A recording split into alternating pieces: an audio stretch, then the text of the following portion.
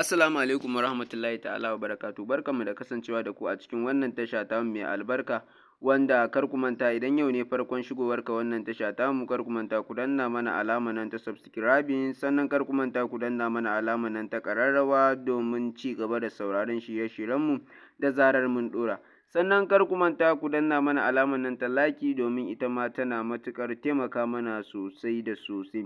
Umar M. Sharif. Umar M. Sharif babban mawaƙi ne wanda yake kawo mana waƙoƙi na soyayya daɗaɗa masu sanya zuciya, sannan kuma ya ƙware a fannin waƙoƙin soyayya sosai da sosai da waƙoƙi na aure, wanda a wannan shekara ta 2025 ya kawo mana sabon album wanda yake da suna Lokaci Yayi. Wannan album mai suna Lokaci Yayi ya haɗa waƙoƙi daban-daban na nishaɗantarwa, ban dariya, gami da wa'azantarwa.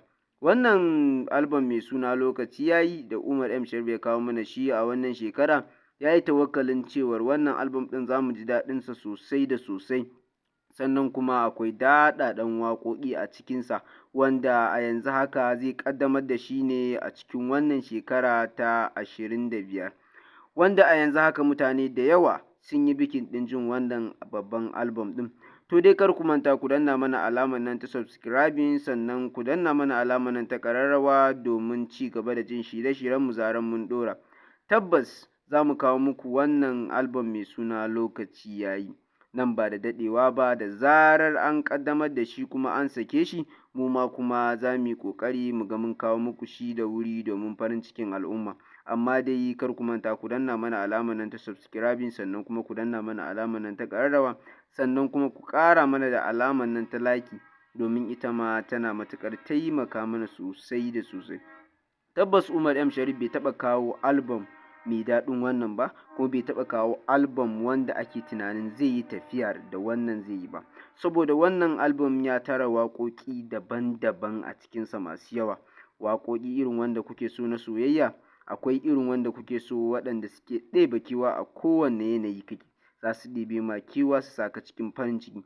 Tabbas Umar M. Sharif ya yi ƙoƙari wajen yin wannan album ɗin, saboda ba kowane mawaƙi ne zai iya yin irin wannan album mai tare da yawan waƙoƙi a cikinsa, kuma ya zamana waƙoƙin duka waƙoƙi ne na fahimta waɗanda kuma za a ji daɗinsu sosai da sosai.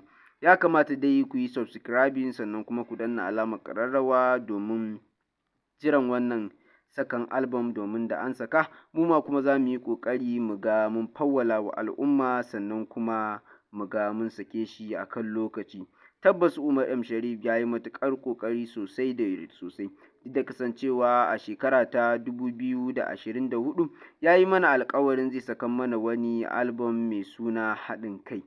To kuma Allah ya yi bai saka mana shi ba, sai ce to shi kenan zai nishaɗantar da mu da wannan album mai suna Lokaci Yayi, wanda a yanzu lokacin ya yi. Zai saka mana shi ne nan da ba da daɗewa ba. Insha Allah mu ma za mu yi ƙoƙari da ya saka, sannan mu ma za mu ɗora shi akan wannan channel namu mai albarka.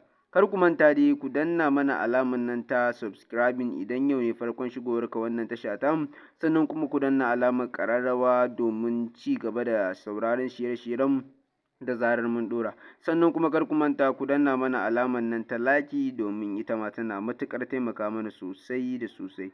Mun gode, mun gode, mun gode. Ku huta lafiya.